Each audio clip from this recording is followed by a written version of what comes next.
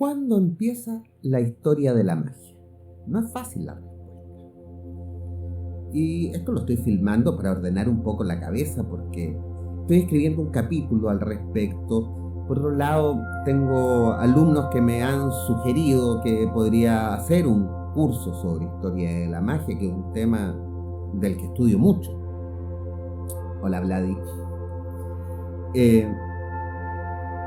Pero no logro terminar de convencerme. A pesar de que he estado releyendo, que he estado buscando nueva información, me sigo topando con obstáculos insalvables. Y vamos desde el principio. No podemos hablar de la totalidad de la historia de la magia, solamente vamos a poder hablar de aquello que hay registro. Y ya sé, salió algún sectario a decir, no hay una eterna cadena dorada que viene desde el origen, no sé, Moisés, no sé cuándo dirán, según ellos, que empezó y que esa cadena ha sido ininterrumpida a lo largo de los milenios que nos ha traído este conocimiento, lo cual es una mentira que no tiene ningún fundamento, es un lindo cuento para niños, y que en algún momento de la historia pasada de la humanidad puede haber tenido sentido.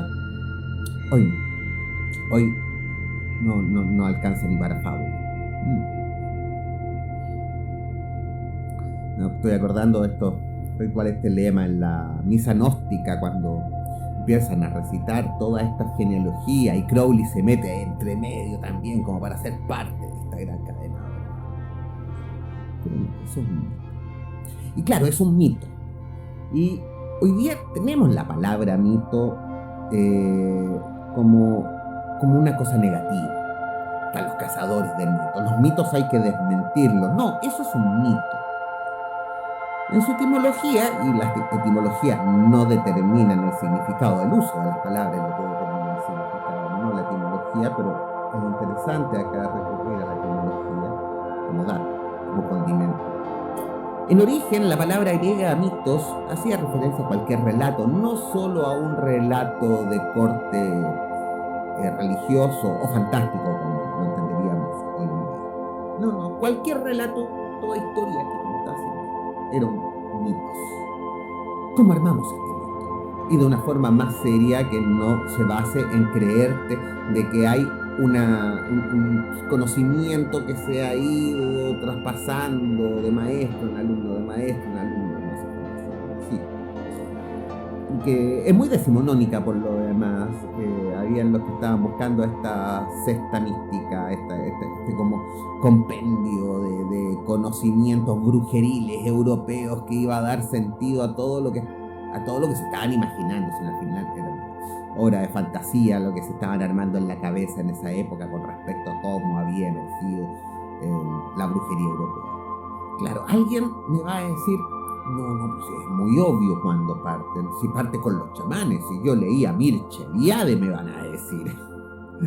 A ver, de partida, y de hecho son los que estudian Mircea Eliade quien es el que populariza la palabra chamán, y hoy día se aplica para todas las culturas, y hay gente que me va a decir, no, todos los pueblos de la antigüedad, todas las tribus tenían chamanes. No, mentira, los únicos que tenían chamanes eran los siberianos, que es una palabra siberiana, que quiere decir hombre de sabiduría, hombre de conocimiento, el que sabe. ¿El que sabe qué? Y ahí está. Este chamán, este hombre de conocimiento, sabía de la relación con lo trascendental, claramente, pero además era hombre medicina. Y aparte de Doctor Strange, no vinculamos directamente la medicina con la magia. Por otra parte, lo más probable es que hayan sido también estos chamanes o los proto-chamanes quienes pintaron las cuevas, hicieron estas pinturas rupestres de hace miles de años en las que se les ve consumiendo, o se les representa consumiendo Amanita muscaria, lo que desmiente completamente la hipótesis de Mircea Eliade que plantea en su libro sobre el chamanismo, que muchos siguen a la fecha levantándola como el canon del chamanismo, cuando todo lo que está escrito ahí está filtrado por la moral victoriana de Mircea Eliade. lo de victoriano lo pongo, por adjetivarlo de alguna forma. Un tipo muy conservador. Hay anécdotas a ese respecto que se las puedo leer, pero eso es para otro más. A ver, estos chamanes eran médicos, eran magos, ¿sí? Eran los sacerdotes, pero también podríamos decir que eran los artistas. Realizaban estas pinturas, los ropajes que usaban. No eran funcionales, no servían para la casa, no servían para la siembra, así que también podemos entenderlos como los protagonistas. Y es que en la antigüedad éramos menos individuos por cada grupo social, ergo, había menos personas que se pudiesen dedicar a los temas. Así que cuando nos referimos a este hombre de saber, este chamán, era alguien que reunía un montón de saberes, no exclusivamente lo que hoy nosotros, siglo XXI, estamos entendiendo como magia. Así que el chamán es origen, pero no solo de la magia, de muchas otras cosas, de las ciencias, de las artes. ¿Hasta qué punto? Así que en realidad es bastante antojadizo decir que es el origen. Si es que es una influencia, sí, es una influencia, pero no es lo mismo que sea el origen. Y entonces alguien me va a decir, Babilonia.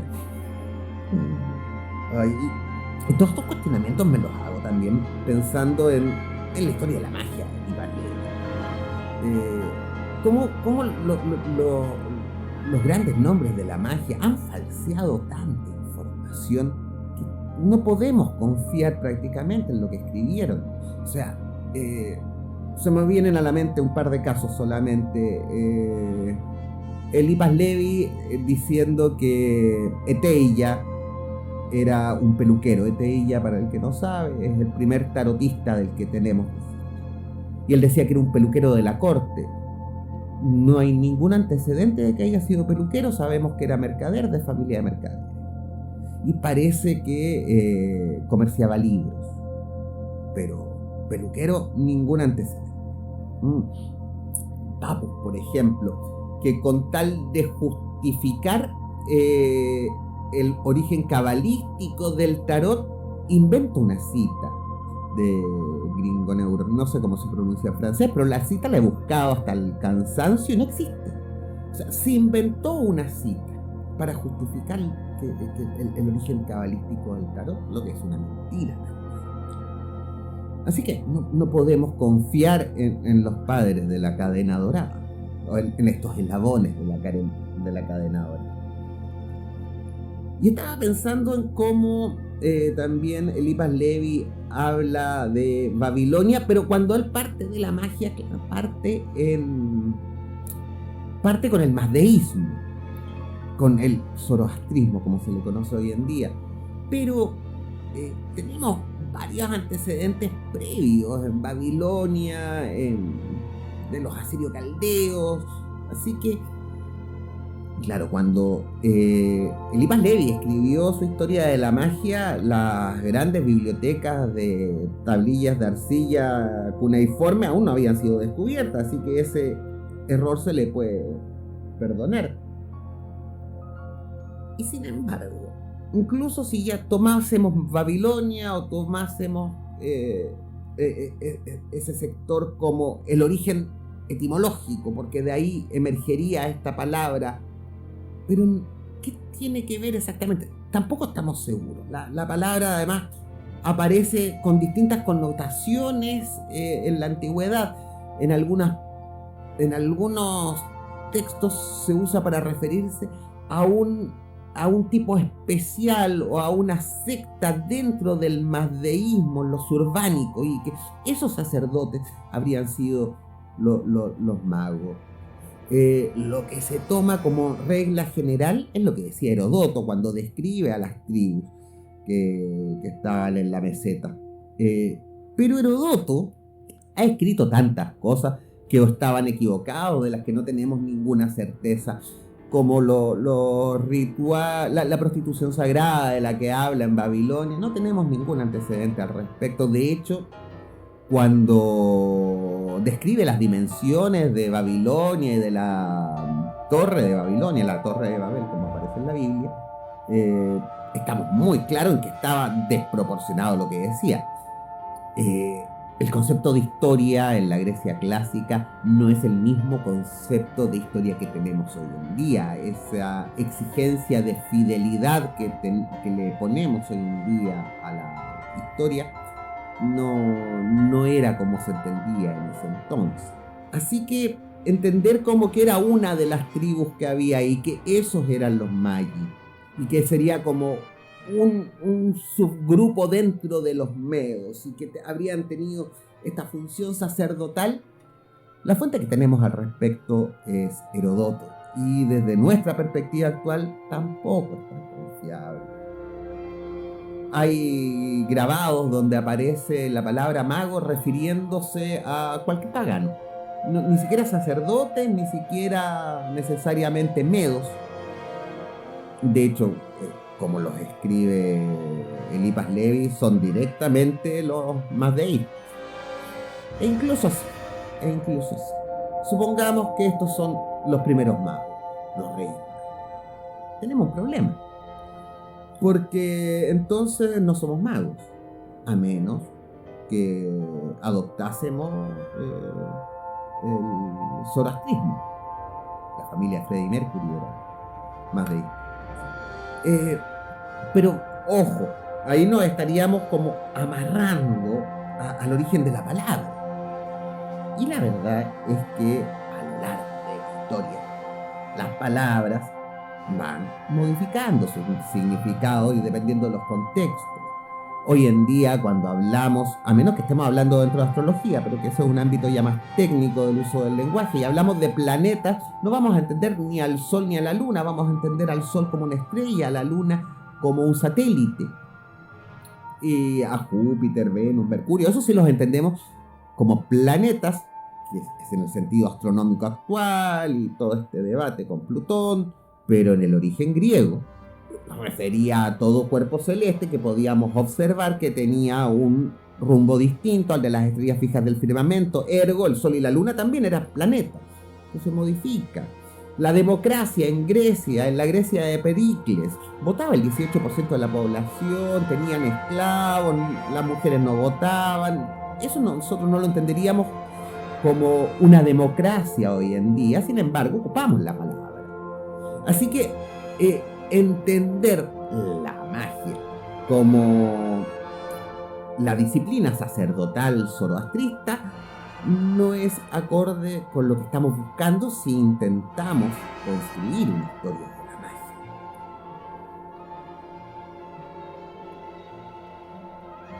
Y yo tiendo, aunque insisto que sigo dudando a partir en el Renacimiento. Y ojo que cuando hablamos del Renacimiento, esto no es tan importante, pero es un dato contextual útil. Estamos hablando del origen de la modernidad. El Renacimiento parte con el descubrimiento de América, de la misma forma que en 1492. Y la Edad Media y el inicio de la modernidad, aparte con el Renacimiento, sería 1453, hay medio siglo de diferencia, que en aquella época era muy poco tiempo, así que bueno, está ahí el germen, y ahí podemos encontrar con los Marsilio Ficino, con los Picos de la Mirándola, ahí podemos empezar a encontrar, con Fibonacci, ahí podemos empezar a encontrar quizás las piedras fundantes de lo que hoy vamos a entender como magia. Sin embargo, ¿qué es lo que ellos hicieron? O sea, ¿a partir de qué material elaboraron lo que ellos entendían como magia? Y es con todo este material previo. O sea, el Renacimiento se llama Renacimiento porque renace en Europa el conocimiento clásico. Se recuperan los textos de Platón. Hasta el momento se conservaba principalmente a Aristóteles, pero como filtrado por los persas. Con el Renacimiento se empiezan a traducir las obras clásicas eso nos incluye también a Heródoto, y lo más probable es que estos protomagos renacentistas se inspiraron, por ejemplo, en la Babilonia descrita por Heródoto. No había mucha más información. Ellos son también los que resucitan el conocimiento neoplatónico. Bueno, el neoplatonismo, siglo I principalmente. Y ahí se produce esta mezcolanza de la cual emergerá lo que hoy entendemos como magia. Pero, si nos encontrásemos, voy a ir un poquito más adelante, unos siglos más adelante, con John Dee,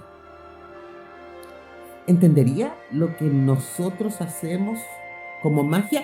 O sea, de partida, si John Dee viera a toda esta gente que se dicen magos y a lo que se dedican es a hacer brujerías, que el amarre, que la venganza,